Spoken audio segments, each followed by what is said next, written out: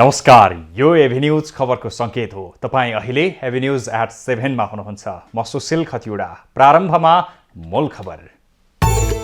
सरकारले पेट्रोलियम पदार्थको मूल्य घटायो। पेट्रोलमा प्रति लिटर 20 र डिजेलमा 29 रुपैयाँ कटौती। नयाँ मूल्य आज रातिदेखि लागू हुने। उपभोक्तालाई सहयोग गर्नुहुनेछ भन्ने हाम्रो आग्रह छ। मन्त्री हेरफेरका विषयमा एमाले नेताहरूले दिएको अभिव्यक्तिप्रति माधव नेपालको कडा टिप्पणी। भन्छन् दासहरूले धारे हात लगाउनुको अर्थ छैन। पोखराको हेम्जामा 2 भन्दा बढी घर डुबानमा। महोत्तरीमा डुबानबाट कम्तीमा 20,000 परिवार प्रभावित हुने प्रक्षेपण।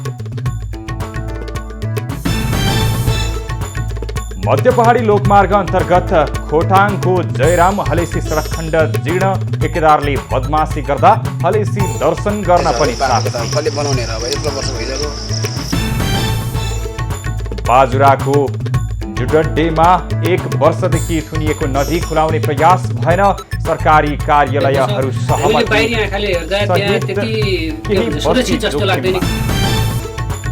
र राष्ट्रिय कीर्तिमान कायम गर्दै सेनाकी जयरानी थारूलाई 400 मिटर दौडमा स्वर्ण। पुरुषतर्फको स्वर्ण सेनाकै रामप्रसाद थारूलाई।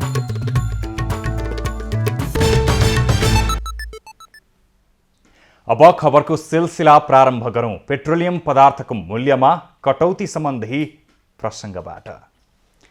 नेपाल आयल निगमले पेट्रोलियम पदार्थको मूल्य घटाएको छ। सरकारले मूल्य घटाउन निर्देशन दिएसँगै निगमले आज राति 12 बजेदेखि लागू हुने गरेर मूल्य घटाएको हो। निगमले पेट्रोलको मूल्य प्रति लिटर 20 रुपैयाँ घटाएर 179 रुपैयाँ र डिजेल तथा मट्टीतेलको मूल्य प्रति लिटर 29 रुपैयाँले घटाएर 163 रुपैयाँ कायम गरेको छ। यसअघि आज बिहान बसेको सत्ता गठबन्धन दलले कर हटाएर मूल्य घटाउने निर्णय गरेको थियो। उक्त निर्णयपछि उद्योग वाणिज्य तथा आपूर्ति मन्त्री दिलेन्द्र प्रसाद बडुले पत्रकार सम्मेलन गर्दै पेट्रोलियम पदार्थको मूल्य घट्ने जानकारी गराएका थिए। बजारमा सबै पदार्थमा भइरहेको उपभोग्य वस्तुहरूमा भइरहेको मूल्य वृद्धिलाई अब व्यवसायीहरूले व्यापारीहरूले पनि तत्काल घटाएर जनतालाई सर्वसाधारणलाई उपभोक्तालाई सहयोग गर्नुहुनेछ भन्ने हाम्रो आग्रह छ। निगमले आन्तरिक तथा बाह्य हवाई इन्धन र एलपी ग्यासको मूल्य भने यथावत राखेको छ। नेकपा एकीकृत समाजवादीका अध्यक्ष माधव कुमार नेपालले 10 बुँदे सहमति गरेर एमालेमा बसेका नेताहरूप्रति आक्रोश पोखेका छन्। शनिबारबाट सुरु भएको केन्द्रीय कमिटी बैठकलाई सम्बोधन गर्दै अध्यक्ष नेपालले उनीहरू दास भएर एमालेमा बसेको भन्दै आफूहरूतिर धारे हात नलगाउन चेतावनी दिए। एकीकृत समाजवादीमा मन्त्री हेरफेरमा विवाद भएपछि एमाले नेताहरूले त्यस विषयमा माधव नेपालको आलोचना गरेका थिए। अहिलेसम्मको घटनाक्रमबाट आफूहरूले एमालेबाट गरेको विद्रोह जायज भएको पुष्टि भएको दावी गर्दै नेपालले कथित 10 भाइको दिमागबाट अझै नशा उत्रि नसकेको टिप्पणी गरे। त्यो विद्रोह गर्नै पर्थ्यो, त्यो जायज थियो। विद्रोह नगरेको भए हामीले दास बन्नु पर्दथ्यो या राजनीति एउटा पलायन गरेर हिँड्नु पर्ने थियो। अहिलेसम्म पनि कसैको आँखा खोलेको छैन भने उनीहरूको पनि आँखा खोलोस्। अध्यक्ष नेपालले प्रतिनिधि सभा र प्रदेश सभाको चुनावमा पनि अहिलेकै सत्तारूढ दलहरूबीच गठबन्धन गरेर जानुपर्नेमा जोड दिए।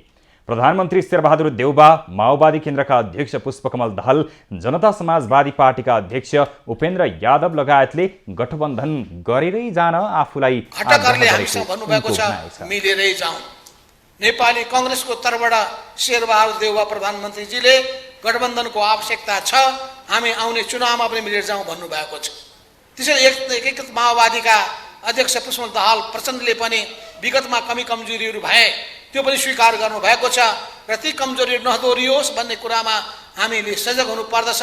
बरु कहाँ आत्मालोचना गर्नुपर्ने हो त्यो पनि गरेर जान हामी तयार छौँ। अध्यक्ष नेपालले स्थानीय तह निर्वाचनमा गठबन्धनका कतिपय दलले आफ्नो पार्टीलाई अपमानजनक व्यवहार गरेको भए पनि सङ्घ र प्रदेशको निर्वाचनमा त्यस्तो नगर्ने प्रतिबद्धता जनाएको बताएका हुन्। संसदीय दलको बैठक बोलाउन माग गर्दै लिखित निवेदन दिने नेकपा एकीकृत समाजवादीका 6 नेताले हस्ताक्षर फिर्ता लिएका छन्। शनिबार काठमाडौँमा बसेको यस समाजवादीको केन्द्रीय कमिटी बैठकका क्रममा पर्यटन मन्त्री प्रेम आले लगायत 6 जनाले आफूहरू भ्रममा परेर यसअघि हस्ताक्षर गरेको भन्दै अहिले हस्ताक्षर फिर्ता लिएको लिखित जानकारी गराएका हुन्। हस्ताक्षर फिर्ता लिनेमा आले सहित धनबहादुर बुढा, कृष्णलाल महर्जन, गोपाल बहादुर बम, पुष्पा कुमारी कायस्थ र बीनादेवी बुढाथोकी रहेको नेकपा समाजवादीका नेता सोमप्रसाद पाण्डेले जानकारी दिए। पार्टीले निर्णय गरेर मन्त्री पठायो, ती मन्त्रीलाई पार्टीले निर्णय गरेर फिर्ता बोलायो, यसमा सहमत हुने भयो त? तपाईँहरूले सल्लाह गर्नुहोस्, तपाईँहरूले आफ्नो निर्णय गर्नुहोस् भनिसकेपछि हामी हाम्रो हस्ताक्षर फिर्ता लिन्छौँ भनेर उहाँहरूले आफूहरूले भन्नुभयो। अनि त्यसपछि हतारमा एउटा चाहिँ सानो ड्राफ्ट गरेर खेसरा बनाएर उहाँले त्यसमा सही गरेर 6 जनाले सही गर्नुभएको मैले पाएको छु। यसअघि निवेदन दिने मध्ये स्वास्थ्य मन्त्री विरोध खतिवडा, शहरी विकास मन्त्री रामकुमारी झाँक्री, श्रम रोजगार तथा सामाजिक सुरक्षा मन्त्री कृष्णबहादुर श्रेष्ठ र सांसद मीरा जैरूले भने हस्ताक्षर फिर्ता गरेका छैनन्। मन्त्री फेर्ने प्रस्तावमा असन्तुष्टि जनाउँदै समाजवादीका 10 सांसदले अध्यक्ष माधव कुमार नेपाल समक्ष संसदीय दलको बैठक बोलाउन माग गर्दै निवेदन दिएका थिए। नेकपा एकीकृत समाजवादीले स्थानीय तहको निर्वाचनमा कांग्रेस र माओवादी केन्द्रले गठबन्धनलाई आफ्नो हितमा मात्रै प्रयोग गरेको ठहर गरेको छ। शनिबार बसेको पार्टीको केन्द्रीय कमिटी बैठकमा पेश गरिएको राजनीतिक तथा साङ्गठनिक प्रतिवेदनमा निर्वाचनको सन्दर्भमा देखिएका समस्याबारे चर्चा गर्ने क्रममा सो ठहर गरिएको हो। प्रतिवेदनमा निर्वाचनको सन्दर्भमा गठबन्धनभित्रका समस्या, आफ्नै पार्टीभित्रका समस्या र प्राविधिक एवं प्रशासनिक गरी 3 वटा समस्या उल्लेख गरिएको छ। माधव नेपाल अध्यक्षले प्रस्तुत गरेको प्रतिवेदनमा गठबन्धनभित्र गठबन्धन नै गर्न नचाहने, गठबन्धनमा भएको निर्णय कार्यान्वयन नगर्ने र उपगठबन्धन गर्ने समस्या देखिएको उल्लेख छ। त्यस्तै प्रतिवेदनमा गठबन्धन भएका स्थानमा पनि इमान्दारितापूर्वक मत नहालिएको, सहकार्यको भावना ज्यादै कमजोर भएको र कांग्रेस र माओवादीले गठबन्धनलाई आफ्नो हितमा मात्रै प्रयोग गर्न खोजेको आरोप छ। नेपाल कम्युनिस्ट पार्टी एकता राष्ट्रिय अभियानका संयोजक वामदेव गौतमले तत्कालीन नेकपाका अध्यक्ष केपी ओलीले पार्टी एकता जोगाउन पद छाड्ने अफर गरेको खुलासा गरेका छन्। शनिबार काठमाडौँमा आयोजित अभियानको भेलालाई सम्बोधन गर्दै गौतमले 2 नेताबीच भएको भेटमा आफू पनि पुगेको र त्यहाँ ओलीले आफूले भनेको व्यक्तिलाई प्रधानमन्त्री बनाउने र उनैको नेतृत्वमा निर्वाचनमा जाने अफर गरेको बताएका हुन्। पूर्व उपप्रधानमन्त्री समेत रहेका उनले नेकपाका अर्का अध्यक्ष पुष्पकमल दाहालले ओलीप्रति लगाएका आरोप फिर्ता नलिँदा पार्टी विभाजन भएको बताएका छन्। मैले जसलाई प्रस्ताव गरेको छु त्यो व्यक्तिलाई निर्वाचन लैजानको निम्ति जुन निर्वाचन क्षेत्रमा जाने हो त्यो साथीलाई राष्ट्रिय सभामा ल्याऊ र त्यो व्यक्तिलाई त्यो ठाउँबाट जिताएर प्रधानमन्त्री उम्मेदवार बनाऊ। त्यसपछि प्रधानमन्त्री उम्मेदवार भएपछि मैले राजीनामा गर्छु, यो पत्रकार सम्मेलनमा जस्ताको तस्तै लैजाऊ। दोस्रो चाहिँ उहाँले के भन्नुभयो भने मलाई लगाउनु भएको यो सङ्गीन आरोप छ, त्यो फिर्ता लिनुहोस्। गौतमले अध्यक्ष दाहालले तत्कालीन अर्का अध्यक्ष एवं प्रधानमन्त्री ओली विरुद्ध अविश्वासको प्रस्ताव ल्याएपछि ओलीले संसद नै विघटन गरेको बताए। उनले तत्कालीन अवस्थामा आफूले दाहालको समूहमा नगई बीचमा बसेर मध्यस्थता गरेको भए पार्टी विभाजन नै नहुने दाबी समेत गरे।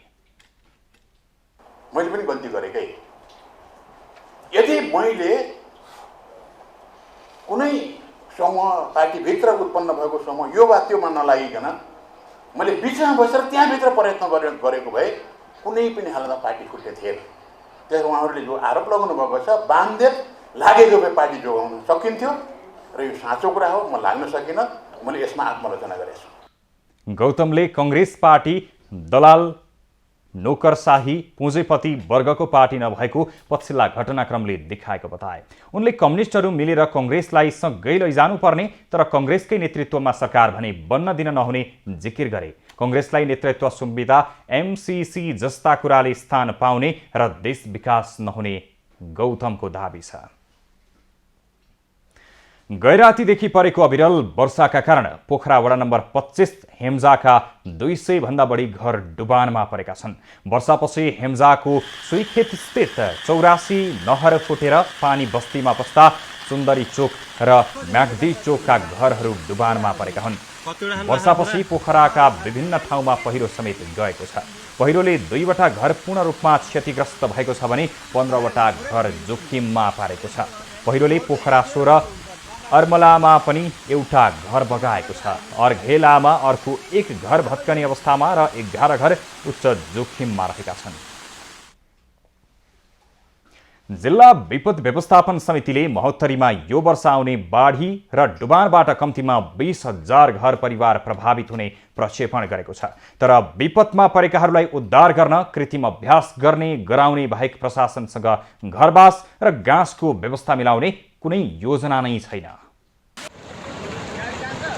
यो वर्षको बाढी र डुबान जस्ता विपदबाट 20,000 घर परिवारका 1 लाख मानिसहरू प्रभावित हुन सक्ने पूर्व अनुमान गरिएको छ। विपद व्यवस्थापन समितिले प्राकृतिक प्रकोपबाट प्रभावित र विस्थापितको गाउँपासको व्यवस्थापन गर्ने कुनै प्रभावकारी दीर्घकालीन योजना बनाएका छैनन्। अनि यो समयमा हामी तीनटै सरकार, सङ्घ सरकार, प्रदेश र स्थानीय सरकार, हामी सीमित साधन स्रोतका बावजुद पनि हामी सहकार्य गरेर अगाडि बढ्यौँ भने यस्ता विपदहरूमा हामी आम नागरिकको जीवधनको चाहिँ सुरक्षा गर्न सक्छौँ। सुरक्षित स्थानको पहिचान नगर्ने, नदी तथा खोलामा पानीको सतह बढेको अवस्थामा माछा मार्न, दाउरा सङ्कलन गर्न जाने, पौडी खेल्ने कार्यहरू जस्ता रोक्ने परम्परागत निर्णय बाहेक प्रशासनसँग दीर्घकालीन समाधानको कुनै योजना देखिँदैन। एउटा दौडा उसमा त्यस्तो कार्यक्रम छैन। अब मेगा डिजास्टरको अवस्थामा चाहिँ सरकारले हेर्छ। जस्तो भूकम्प प्रभावितहरूलाई घर बनाउनको लागि लोन प्रदान गर्यो, लोन होइन उनलाई चाहिँ के अरे अनुदान दियो भने त्यस्तो मेगा डिजास्टरमा चाहिँ नेपाल सरकारले गर्छ। सुरुमा त तटबन्ध बनाउने तर कटान भएपछि मर्मत सम्भारको काम थाल्दै गर्ने जस्ता समस्याका कारण महोत्तरीमा पछिल्लो वर्ष बाढीका कारण पीडित र विस्थापित हुनेको सङ्ख्या बढ्दै गएको छ। कुनै पनि पालिकाको एउटा ठोस नीति चाहिँ विपद पश्चात पुनर्स्थापनको लागि के गर्नुपर्छ त्यो नीतिहरू चाहिँ आइ नसकेको अवस्था छ। बाढी तथा डुबानबाट हुने क्षति न्यूनीकरण गर्नका लागि डुबान क्षेत्रलाई पहिचान गरी सोही अनुसारको विपद व्यवस्थापनका लागि मुख्य नदीहरूमा तटीय क्षेत्रमा विशेष तयारी गर्नुपर्ने देखिन्छ। कमलेश मण्डल, महोत्तरी। बाजुराको जुड्डीमा कर्णाली नदीको केही भाग 1 वर्षदेखि थुनिँदा जोखिम बढेको छ। 1 वर्षदेखि थुनिएको नदी खुलाउने प्रयास नहुँदा यो वर्षको वर्षातमा ठुलै जोखिम निम्तने त्रासमा स्थानीय छन्। विशेष खबरको साथमा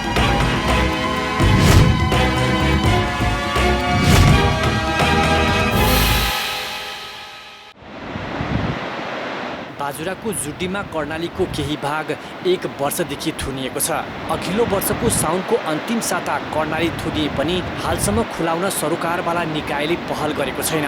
स्वामी कार्तिक खापर 1 रुडी गाउँले तल र छुदरी गाउँको नजिकैबाट झरेको सुक्खा पहिरोले कर्णाली नदीको 4 किलोमिटर जति भाग थुनिएको हो। यहाँको संरचनाको हिसाबले यहाँको दुईतिर मुनितिर कर्णाली नदी बगिरहेको छ र उता पूर्वतिर जुड्डी खोला बगिरहेको छ।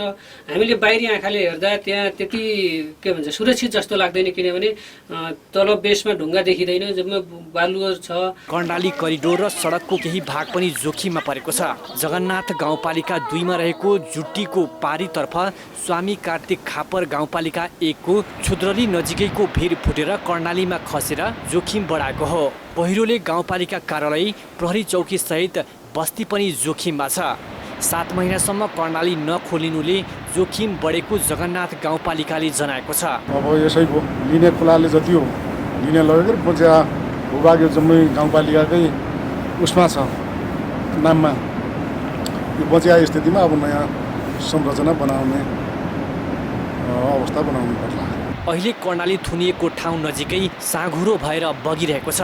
81 थुनिएको नदी खोलिएमा पनि तटीय क्षेत्रमा ठुलो क्षति गराउने अवस्था रहेको छ। रुडी गाउँको माथिल्लो भेगमा सुक्खा पहिरो यस अघि पनि झर्ने गरेको थियो। तल्लो क्षेत्रमा भने अघिल्लो साल मात्रै पहिरो गएको हो। लक्ष्मीराज पाध्याय, बाजुरा।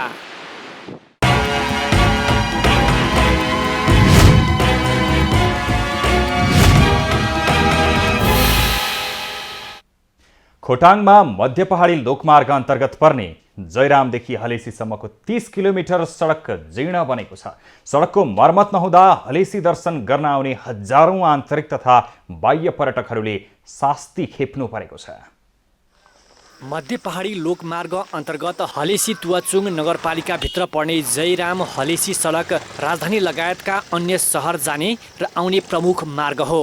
एडिबीको आर्थिक सहयोगमा स्वच्छन्द भगवती निर्माण सेवाले 2065देखि 2067 सालसम्म लगाएर निर्माण गरेको कालोपत्रे उकिँदा जयराम हलेसी 30 किलोमिटर सडकमा दुर्घटनाको जोखिम बढेको छ। कम्तीमा 10 वर्ष टिक्नुपर्ने ओटा सेल 3-4 वर्ष नबित्दै उक्किन थालेपछि हलेसी दर्शन गर्न आउने आन्तरिक तथा बाह्य पर्यटकले शास्ति बेहोर्नु परेको छ। समस्या छ अझै बाटोको त अब कसले बनाउने र अब यत्रो वर्ष भइसक्यो यो नगरपालिका मात्रै तुवाचुङ नगरपालिका धेरै समस्या। सडकको समस्याका बारेमा मध्य पहाडी लोकमार्ग आयोजना जिल्ला प्रशासन कार्यालय हलेसी तुवाचुङ नगरपालिकाले कुनै पनि चासो दिएको छैन। सडक सुधारका लागि पटक पटक ध्यानाकर्षण गराउँदा पनि कुनै सुनवाई नभएको यातायात व्यवसायीको गुनासो छ। मर्मतको लागि पटक पटक अब हामीले हलेसी तुवाचुङ नगरपालिकासँग पनि अनुरोध गऱ्यौँ। त्यो सडकको डिसापलाई पनि पटक पटक भन्यौँ। पटक पटक त्यहाँ बर्खायाममा त झन् पहिरो विभिन्न ठाउँमा गइरहेको अवस्था छ। निर्माण कम्पनीले कम गुणस्तरको कालोपत्रे गर्न लागेपछि स्थानीयले त्यति बेला नै सडक सङ्घर्ष समिति गठन गरेर विरोध जनाएका थिए। अहिले पनि सडक जीर्ण हुँदा हलेसी दर्शन गर्न आउने पर्यटकहरूले शास्ति खेप्नु परेको छ भने सडक सुधारका लागि सम्बन्धित कुनै निकायले चासो देखाएका छैनन्। राजन ठटाल, खोटाङ। खबरको सिलसिला अझै जारी छ, हामीसँगै रहनुहोला।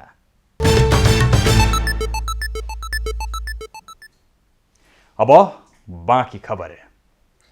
आफ्नो कार्यकाल सम्हाल्न नेपालका लागि नवनियुक्त भारतीय राजदूत नवीन श्रीवास्तव काठमाडौँ आइपुगेका छन्।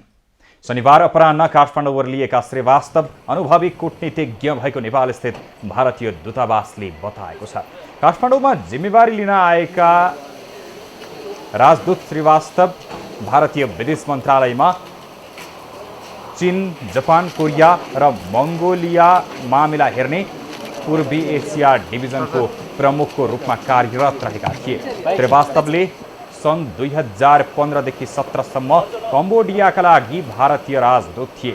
साथै उनमा वासिङटन, बेइजिङ, साङ्घाई र हङकङमा विभिन्न जिम्मेवार पदमा रही काम गरेको अनुभव पनि रहेको छ। राजदूत श्रीवास्तवले राष्ट्रपति विद्या भण्डारीलाई आफ्नो ओहदाको प्रमाणपत्र बुझाएपछि औपचारिक जिम्मेवारी सम्हाल्नेछन्। पछिल्लो समय जताततै खेतीयोग्य जमिनको खण्डीकरण भइरहेको छ। भूमाफियाहरू पैसा र पावरकै बलमा मापदण्ड मिचेरै जमिनको खण्डीकरणमा लागेका छन्। मापदण्ड मिचेर गरिएका जमिनको खण्डीकरणले स्थानीयलाई समस्या पार्दा पनि सम्बन्धित निकायले भने चासो दिएको छैन। काठमाडौँको शङ्करापुर नगरपालिका स्थित भुलबु खत्री गाउँमा रहेको अम्बिका खत्रीको घर जोखिममा छ। कारण घरै मुन्तिर भएको मापदण्ड विपरीतको प्लटिङ। आफ्नो घर धरापमा पर्छ भन्दा भन्दै पनि बलमिच्याई गरेर प्लटिङ गरियो। वर्षातको पानीले कति बेला घर बगाउला भन्ने चिन्ता छ उनलाई। वाल लाउँछु के भने त्यही हो, वाल लाग्यो अनि हामी त अब चुपी लाएर बस्नु परेन। राति पानी आयो अब हामी त थर्कमान भएर बस्नुपर्छ। अब उनीहरू अब पलटिनवाला मिल्नेहरूले टन्न खाइहाले, टन्न भरिहाले। हामी गरिब दुखीले अर्को बास बनाउन सकेन छैन। सोही प्लटिङले सुमित्रा केसी पनि उस्तै पीडित छन्। घरको सुरक्षाका लागि वाल लगाइदिने भन्दै आश्वासन दिइयो, तर जग्गा पास नै नभएको भन्दै प्लटिङवालाले टार्दै आएका छन्। बर्खाको याममा उनको घर पनि जोखिममा छ। प्लटिङवालाले हामी वाल लगाइदिन्छौँ, तपाईँको घरलाई असर पर्दैन भनेको छ, तर लगाइदिएको चाहिँ छैन होइन। अनि अब हुँदैन भनेर हामीले कति भन्दा पनि अब आफै जबरजस्ती नै गरिरहेका छन्। भूमाफियाको बिगबिगीका कारण जथाभावी प्लटिङको लहरै चलेको छ। संरचना निर्माणका लागि अनुपयुक्त स्थानको समेत खण्डीकरण हुँदा स्थानीयवासीदेखि किसानहरू समेत समस्यामा छन्। यहाँ यी कुलो छैन, ढल छैन। हामीलाई हेर्नुहोस्, खेत हामी बाढी लाएर खेत जम्मै गरेर चाहिँ रोप्ने ठाउँमा रोप्न पाएको छैन हामीले। हेर्नुहोस्, यस्तो यस्तो भइरहेको छ। हामीलाई धेरै समस्या परिरहेको छ। यी बेला धान रोप्न पाएको छैन यो प्लटिङले गर्दा। बल बगेर आउँदा बाटोहरू पुरिने, कुलो पुरिने गएर खेतीमा नोक्सानी गरिरहेछ। अब त्यसले गर्दाखेरि अब यो बर्खामा पहिरो जान्छ कि भन्ने अलिकति जोखिमको पनि डर छ। मापदण्ड मिचेर गरिएका प्लटिङले यस्ता समस्या निम्त्याइरहँदा पनि नियमनकारी निकायको यो हदसम्मको मौनता उदेक लाग्दो छ। क्यामेरामा निराजन सिंहका साथमा ममता थापा, काठमाडौँ। अजय एजुकेसनले अस्ट्रेलिया जान चाहने विद्यार्थीहरूलाई लक्षित गरेर आइतबार काठमाडौँमा एजुकेसन सेमिनार 2022 आयोजना गरेको छ।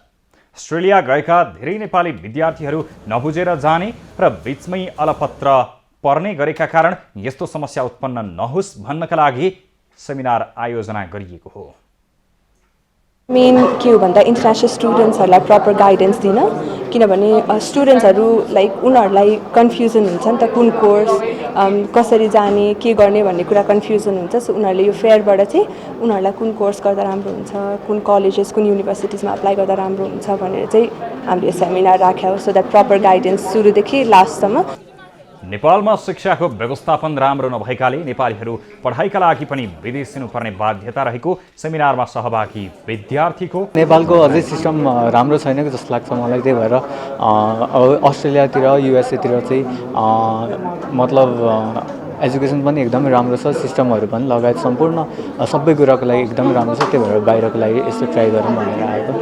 अहिलेको लागि मात्रै सोचेर आफ्नो देश भएर मात्रै बस्नु त भएन नि त, पछि अब आफ्नो फ्युचरको लागि अब फर्दर जेनेरेसनको लागि पनि सोचेर नि मैले चाहिँ विदेशै गएर नर्सिङ गर्ने, बरु पछि धेरै कुरा आफू सिक्छु अनि आफ्नो स्किल्सहरू सबै नेपालमा आएर उयो गर्ने भनेर। सेमिनारमा करिब 3500 विद्यार्थीको सहभागिता रहेको थियो।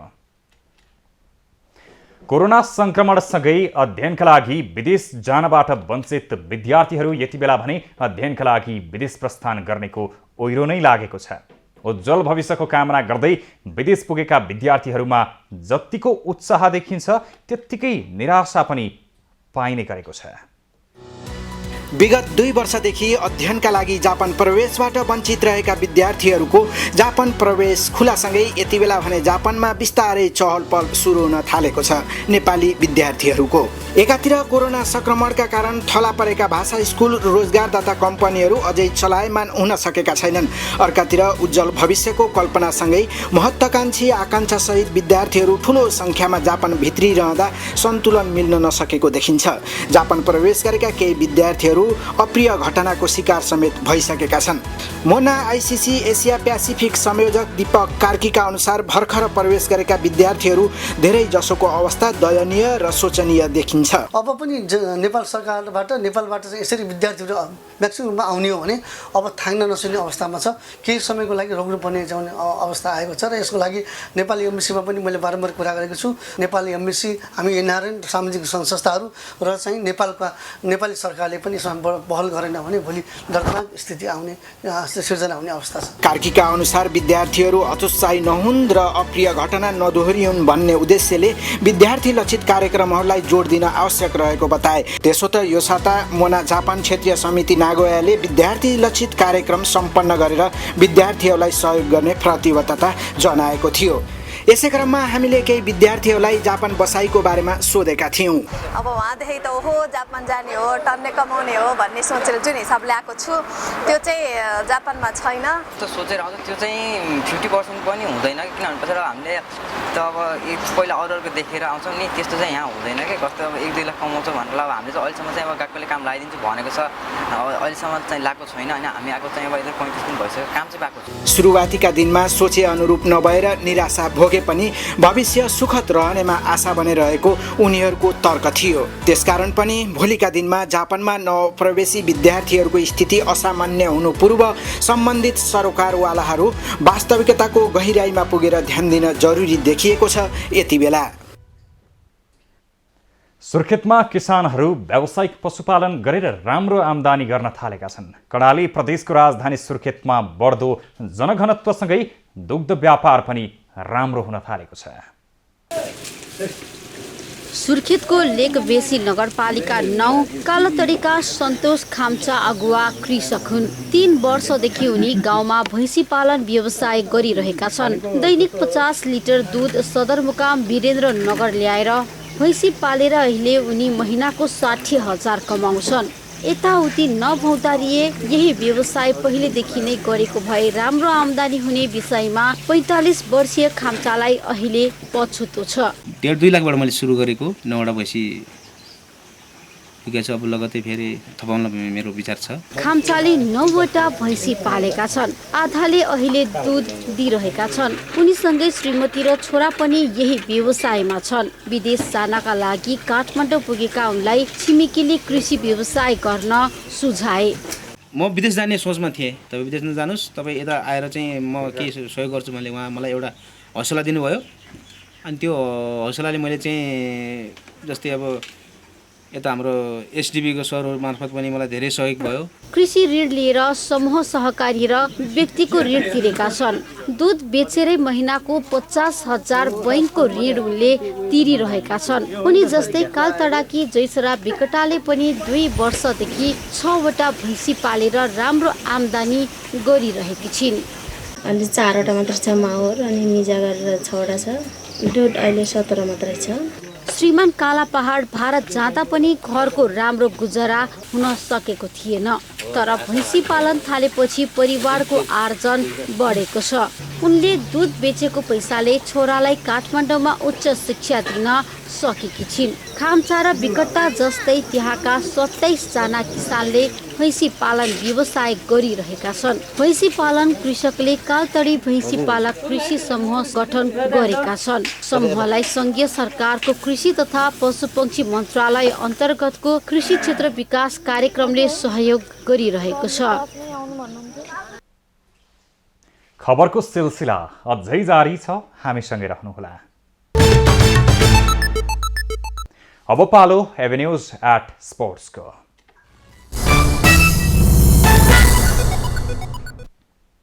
त्रिभुवन आर्मी क्लबकी जयरानी थारूले 400 मिटर हर्ट्सफलमा राष्ट्रिय कीर्तिमानी बनाएकी छन्। नेपाल एथलेटिक्स सङ्घको आयोजनामा भइरहेको 44औं राष्ट्रिय एथलेटिक्स प्रतियोगिता अन्तर्गत शनिबार भएको प्रतिस्पर्धामा जयरानीले राष्ट्रिय कीर्तिमान सहित स्वर्ण जितेकी हुन्। जयरानीले निर्धारित दूरी 1 मिनेट 07.2 सेकेन्डमा पुरा गरिन्। उनले 6औं राष्ट्रिय खेलकुदमा एपीएफकी सविता चौधरीले बनाएको 1.07.7 सेकेन्डको कीर्तिमान भङ्ग गरेकी हुन्। आर्मीकै निर्मला थापाले रजत जित्दा एपीएफकी कल्पना श्रेष्ठले कांस्य पदक हात पारिन्। त्यस्तै 400 मिटर हडल्सको पुरुषतर्फ आर्मीका रामप्रसाद थारूले 55.9 सेकेन्डको समयसहित स्वर्ण जिते। आर्मीकै जीवन थारू दोस्रो र मध्य प्रदेशका मुकेश थारू तेस्रो भए। महिला लङ जम्पको स्वर्ण पनि जयरानीले नै जितिन्। जयरानीले 5.13 मिटर जम्प गर्दै स्वर्ण जित्दा एपीएफकी शिला चौधरीले रजत र नेपाल पुलिसकी सीमा चौधरीले कांस्य पदक हात पारिन्। पुरुषतर्फ 6.85 मिटर जम्प गर्दै एपीएफका सलिम दिवामले स्वर्ण जितेका छन्। त्यस्तै आर्मीकी शेरबहादुर विष्टले रजत र लुम्बिनी प्रदेशका सुदीप थारूले कांस्य पदक जित हात पारे। त्यस्तै पुरुष 800 मिटर दौडमा आर्मीका सोमबहादुर कुमालले स्वर्ण पदक हात पारेका छन्। त्यस्तै आर्मीकै सुनिल सुनारले रजत र पुलिसका तेजबहादुर कार्कीले कांस्य जिते। महिलातर्फ 800 मिटर दौडमा एपीएफकी फुलमती राणाले स्वर्ण जितिन्। कर्णालीकी राममाया बुढाले रजत र आर्मीकी राधिका श्रेष्ठले कांस्य पदक जितिन्।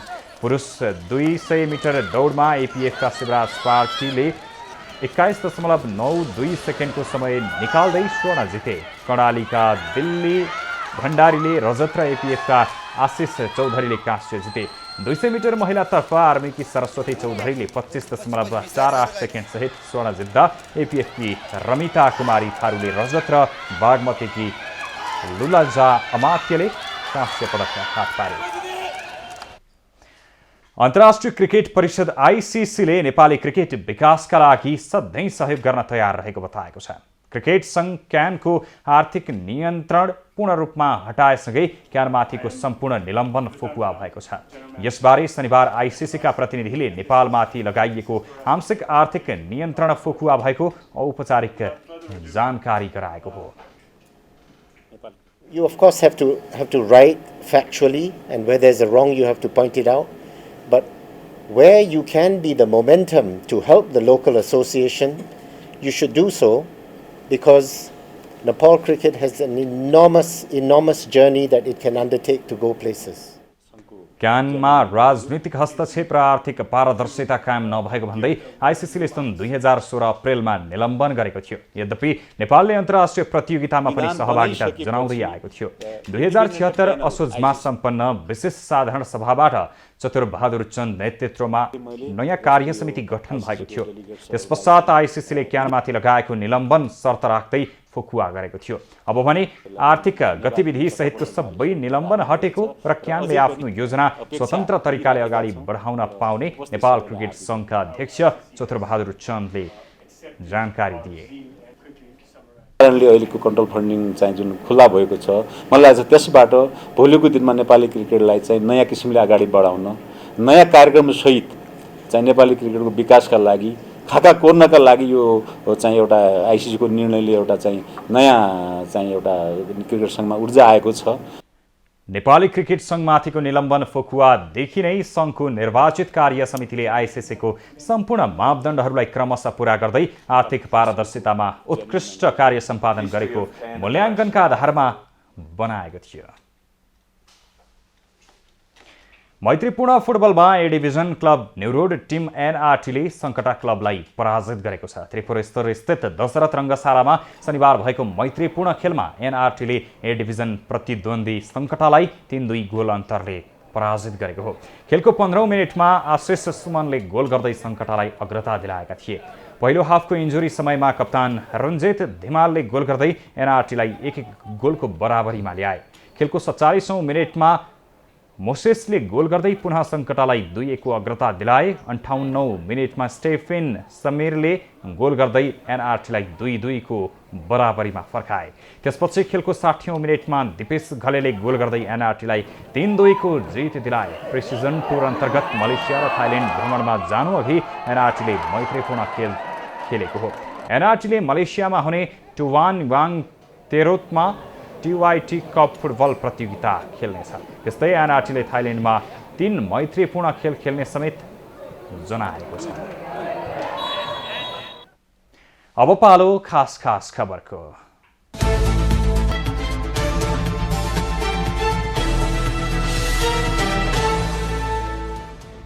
नेपालमा थप 27 जनामा कोरोना संक्रमण देखिएको छ। पछिल्लो 24 घण्टामा देशभर 937 जनाको पीसीआर परीक्षण गर्दा 23 र 865 जनाको एन्टिजन परीक्षण गर्दा 4 जनामा संक्रमण पुष्टि भएको हो। त्यस्तै 24 घण्टामा थप 16 संक्रमित निको भएका छन्। हाल देशभर 188 सक्रिय संक्रमित आइसोलेसनमा रहेको स्वास्थ्य मन्त्रालयले जनाएको छ। राष्ट्रिय जनमोर्चाका अध्यक्ष चित्रबहादुर केसीले नागरिकता सम्बन्धी विधेयक अगाडि बढाउन नहुने बताएका छन्। सरकारले नागरिकता सम्बन्धी विधेयक पारित गराउने गरी अघि बढाएको उल्लेख गर्दै केसीले यो विधेयक नेपालको हितमा नभएको टिप्पणी गरेका हुन्। उनले विधेयक पारित भए नेपालमा जनसाङ्ख्यिक आक्रमण भइसरह पनि दाबी समेत गरे। नेकपा एकीकृत माओवादीले मूल्य वृद्धि तथा कालोबजारी नियन्त्रण नगरे मन्त्रीहरूलाई जनकारबाही गर्ने घोषणा गरेको छ।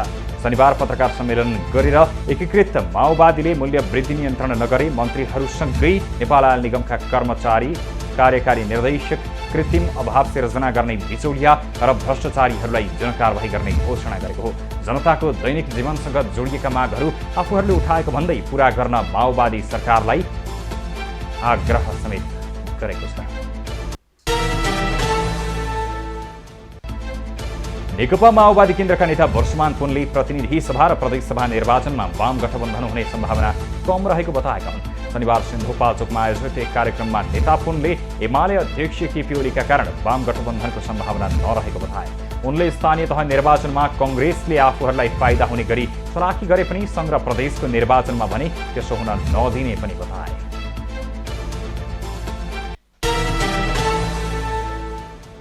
पूर्व राजा ज्ञानेन्द्र शाहलाई पूर्व राष्ट्रपति सरह मर्यादा क्रममा राख्ने गृह मन्त्रालयको प्रस्ताव मन्त्री परिषदले अस्वीकार गरेको छ।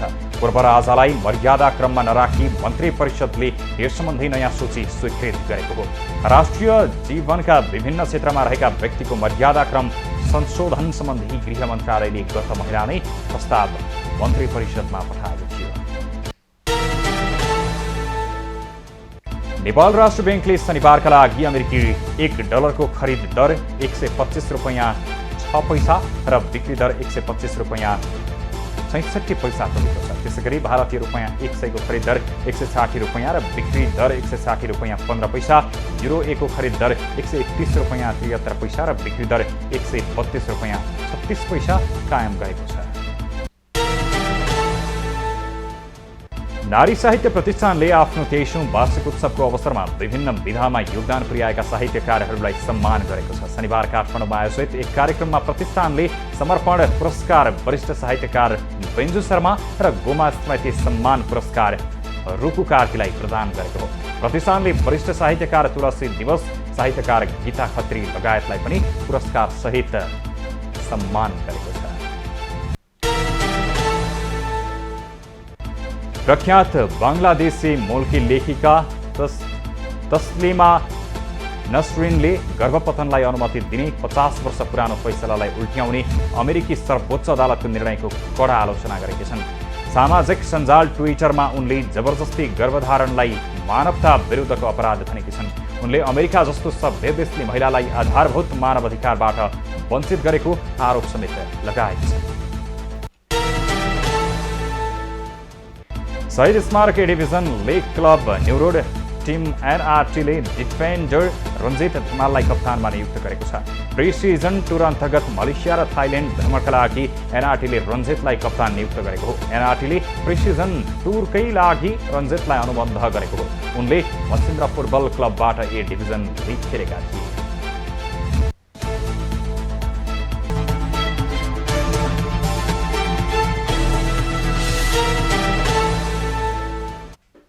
अब पालो एभिन्यूज एट मौसमको।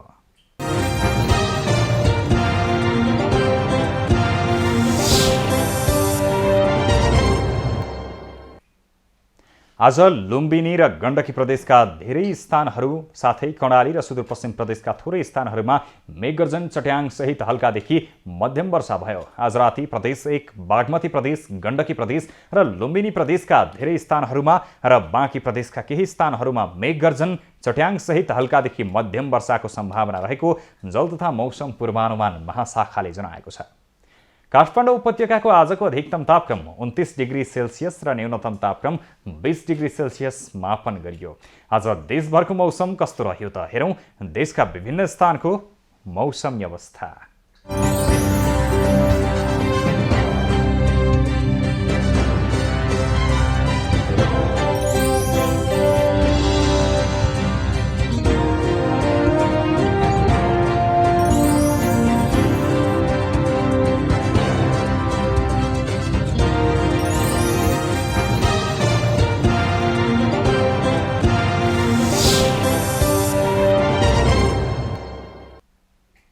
अहिलेलाई खबरको क्रम यति नै। एभिन्यूज खबरका सहित अन्य विस्तृत खबरका लागि www.avenews.tv लगइन गर्न सक्नुहुनेछ।